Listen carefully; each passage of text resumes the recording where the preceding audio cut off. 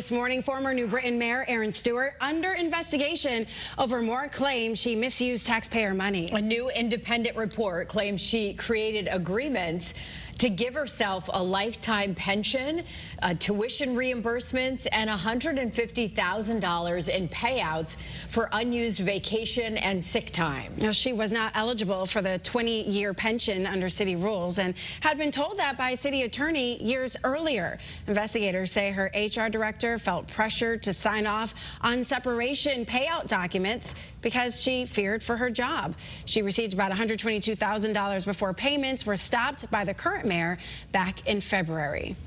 Well, it's just the latest in a series of allegations against Erin Stewart that have come out in the past 2 months. She's accused of using taxpayer money to pay for her master's degree as well, and then using a city credit card to buy things like groceries, clothing, and family birthday party supplies. Your reporter Taylor Knight is live in New Britain explaining what could happen next for Stewart and the city's taxpayers.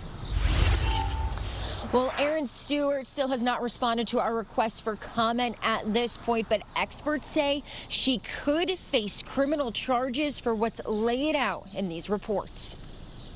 The fallout continues for former New Britain Mayor Erin Stewart. The 91-page report says Stewart's violation of city policies goes beyond just misconduct and that she could be facing criminal charges of fraud, larceny, and embezzlement. State police say they've opened an investigation into the allegations in this report.